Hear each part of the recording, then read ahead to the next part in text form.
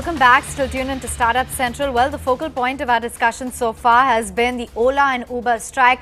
How that's rendered a lot of customers of the taxi hailing apps absolutely high and dry right now as they demand a fixed pay by the cab aggregators. Anil Kumar, CEO RedSeer Consulting, joins in for a quick perspective on the phone line.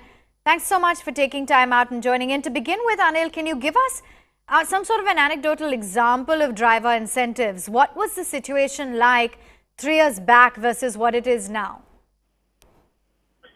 Sure. Thanks for having me on the show. I think the situation has changed quite a bit in last 3 years, right? So if you go back when Ola and Uber got introduced 3 years back, the incentive structure was more to popularize the whole supply side into the driver ecosystem and getting these a lot of these drivers to accept Uber and Ola as a scheme for the first time, right? And in those times, while the number of rides might not be very high, but overall take home, which a lot of these customers or a lot of these drivers are able to make out, was about $1,500 altogether. So which is probably about ₹1 lakh per month on an average, which is quite high, right? From a driver's perspective, that was like almost 5 to 6x of what he would have made otherwise. And that sort of intended a lot of drivers to get on board and increase the supply for Ola and Uber. What also happened over the last couple of years was we saw a lot of these people who are in the lower cost service categories like BPOs. They were also jumping onto the Ola and Uber stuff.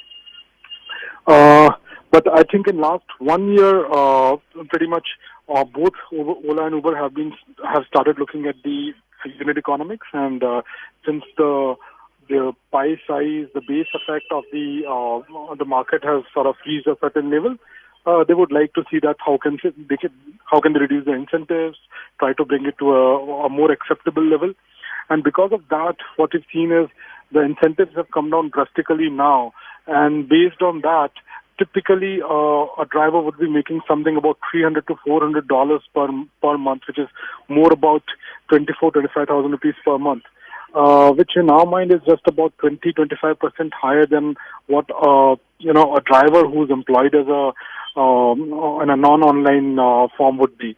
So while it is still higher than offline drivers by 15-20%, but those who've been into the market for long, they've obviously seen their salaries come down almost 1/5 to 1/4 over a period of 2 years, which is obviously not a happy scenario. And because of that, we see all these strikes happening.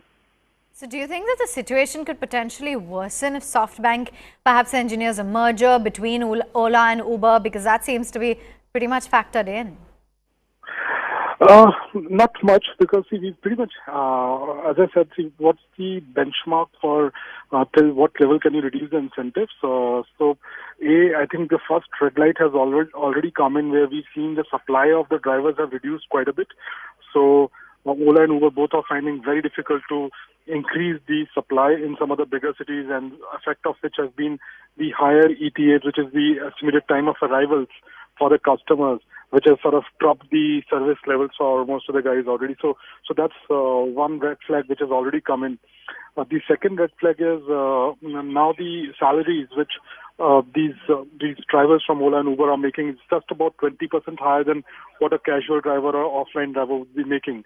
And you have to keep a certain premium over these, otherwise there's no incentive for people to get onto the Ola and Uber. So between these two things, I think we pretty much reached a level where the incentives cannot be decreased much. What can definitely happen is the fares would start going up now, and that's an interesting bit, because in India, between Ola and Uber, the market share is very, very, very highly sensitive on the fares.